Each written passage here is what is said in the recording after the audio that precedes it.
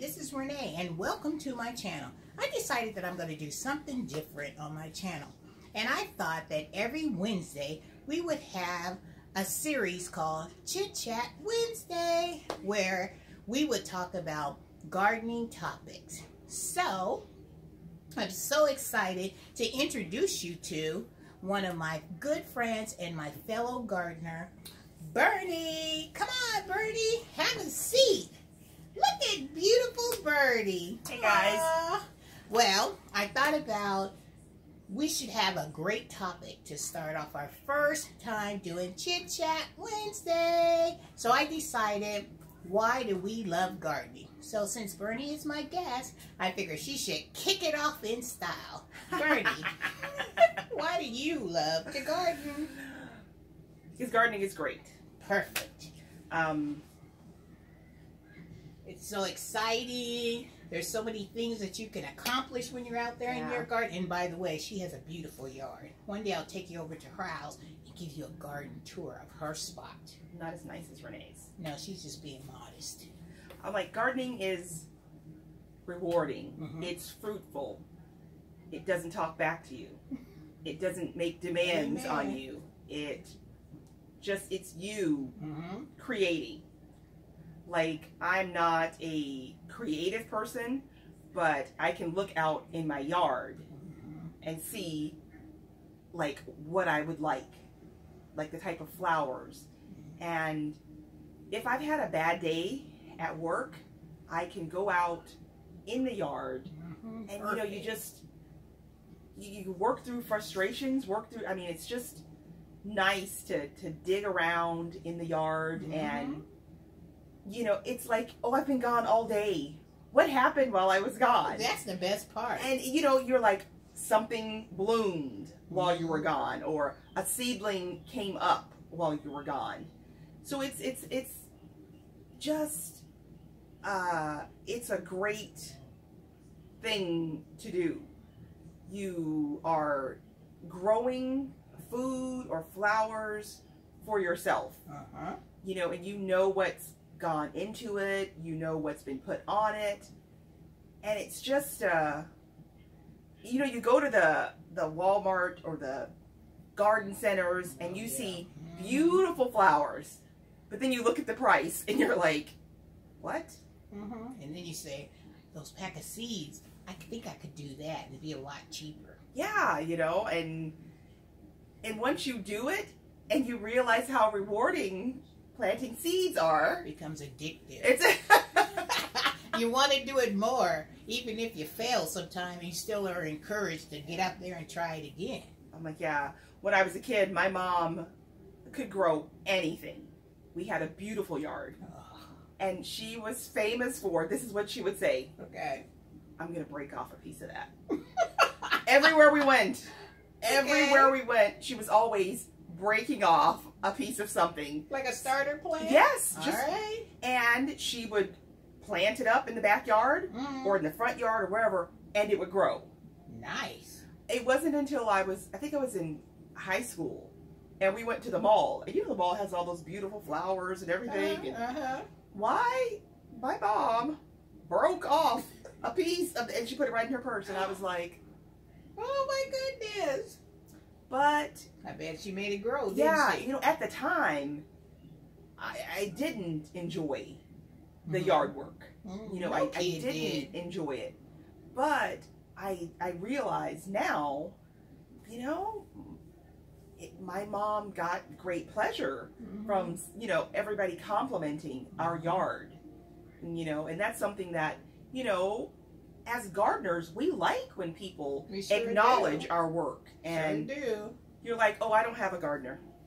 I did that myself. It makes you feel so happy. I'm like, yeah. So that's why I like it. I can just go out there. And you know what? When you're in the yard, you're hardly ever bothered. Nobody comes to bother you because they don't want to be roped into helping. Yeah, they don't want to be pulling no weeds. Yeah, so you're out there and you can just be out there forever. Nobody's going to come and bother you for fear of they may be roped into doing work. Could you help me? Could you go get my watering can over there? You know, my shovel. Could you dig this hole right here for me? Nobody wants to do that. I'm like, So what about you, Renee?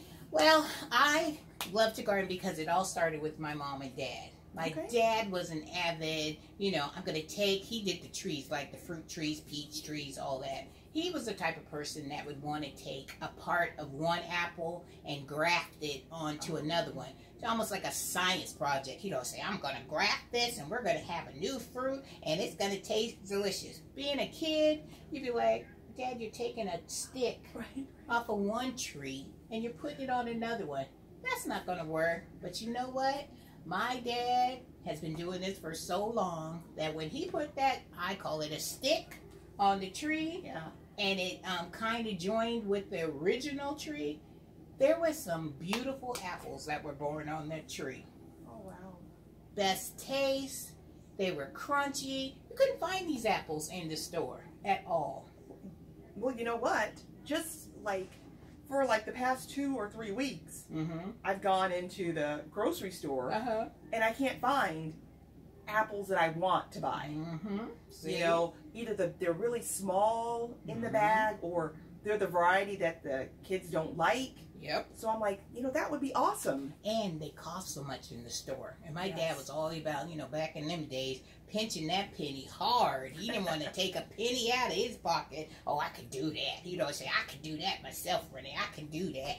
And my mother, she was an avid gardener for vegetables. She had the best turnip greens, oh my goodness, that were the size of like elephant ears. Oh, wow. And she loved flowers. Her favorite 2 flowers were the bird of paradise. Oh, wow. But you can only grow in California because trust and believe, I tried to bring one over here, died. Nope. And it was roses. My mom was known for her roses because in California they had the roses show. Oh, okay. And she would always be babying them roses. And the day of the show, she'd be like, Renee, we got to go out there and pick that favorite rose out there. And, in those shows where they have the rose and then they have a little vase and they have to, like, put it in there. And they have to, my mother would carry it like it was a precious gem.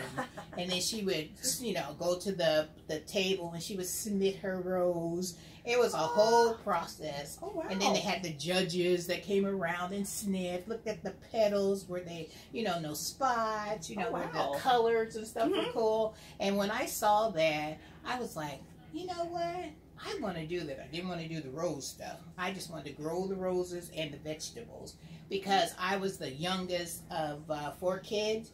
And I was, the baby. You're always home. Yes. You're always stuck.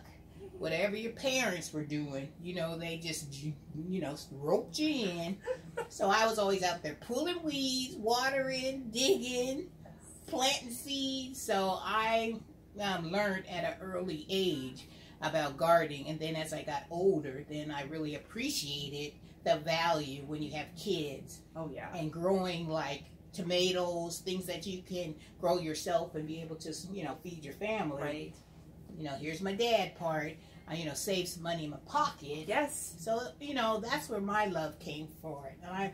From then on, I have been growing vegetables and flowers. And then, when you're a gardener, you meet other gardeners like Birdie. And you make that bond. Yeah. And then it's an appreciation. And it's always good to have somebody that you can talk to about gardening. Yeah.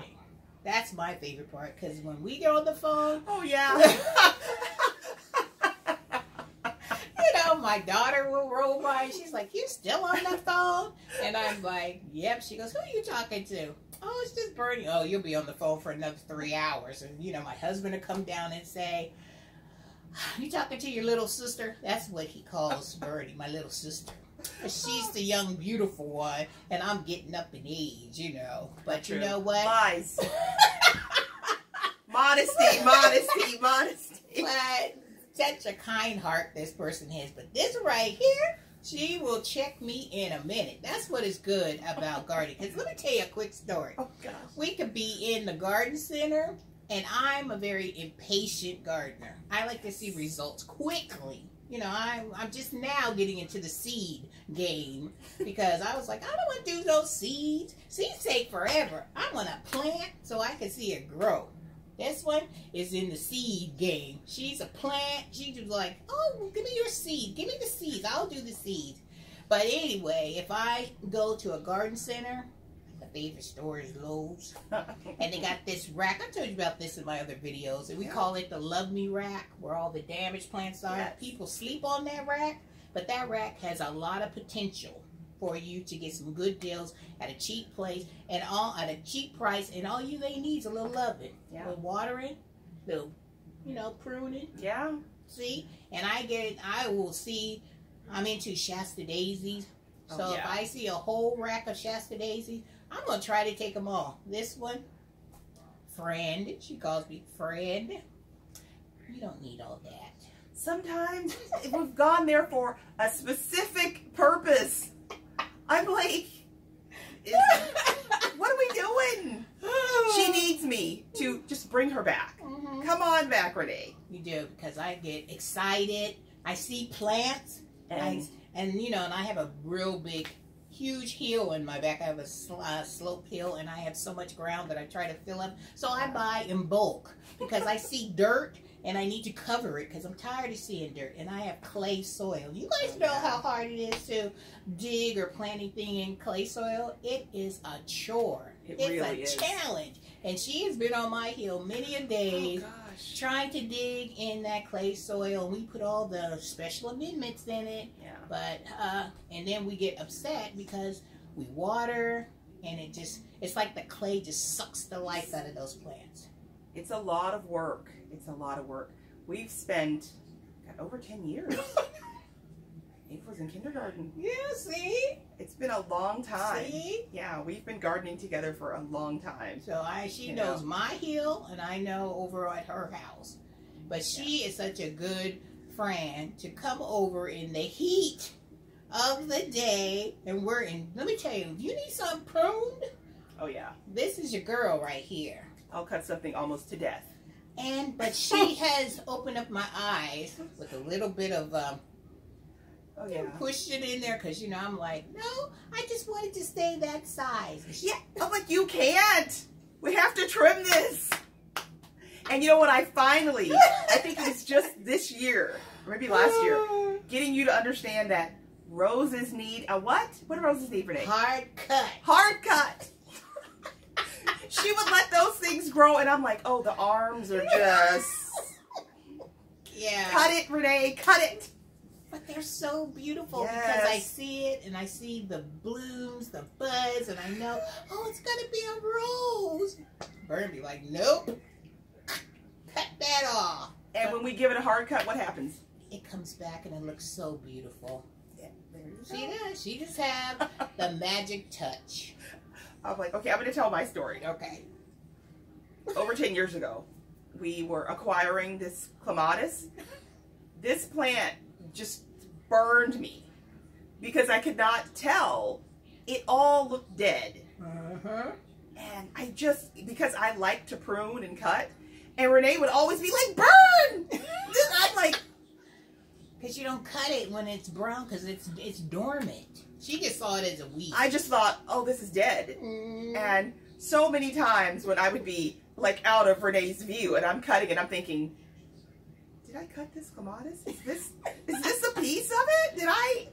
So yeah, I've learned to appreciate and respect her love of this clematis, and I don't go just hog wild when because I'd be over there, but she, we've learned to coexist in certain things. When I know that she's going to cut a tree or a bush or something that I don't want to see the results, I go around to the other side of my yard where I can't see it, and then I just come back, and I'm on the other side. I'm saying, okay, just breathe, Renee. She's going to make it look better. Don't go on over there because you're going to see all the clippings, and that's going to upset you. So just stay on your side.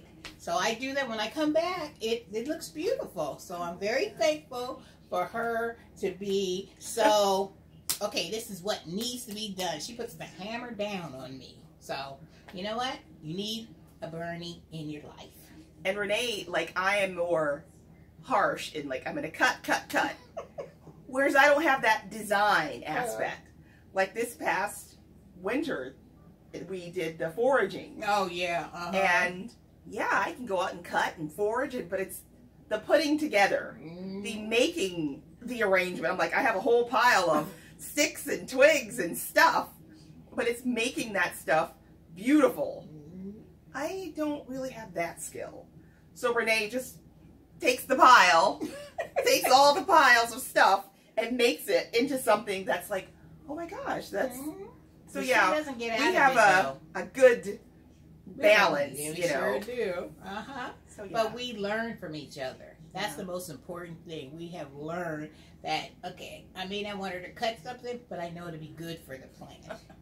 And so, and she's like, well, I want this, you know, this flower pot arranged, but I don't know how to do that. Can you help me? So, you know, it's a give and take type of thing. And we enjoy doing it because we see the results afterward. And I see how much pleasure and happiness it brings to her when I get my stuff done. And I'm overjoyed. I'm elated when I go, oh, because I had a crepe myrtle tree that was just like all over the place.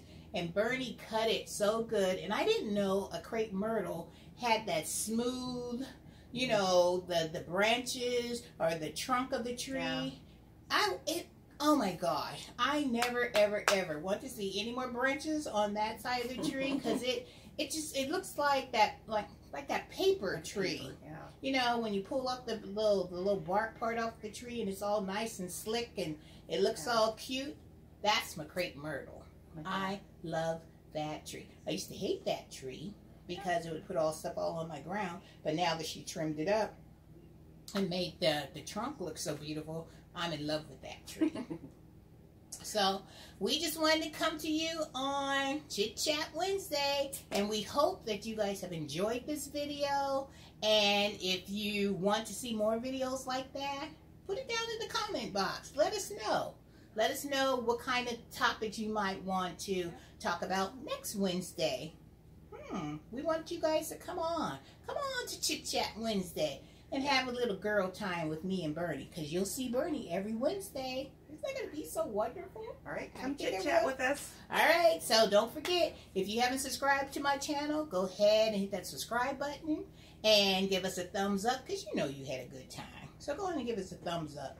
And don't forget to hit that notification bell to let you know when another Chit Chat Wednesday is coming your way. All right, Bernie, let's give a toast to our first Chit Chat Wednesday. How about that? Bye, you guys. Bye, guys. See you later.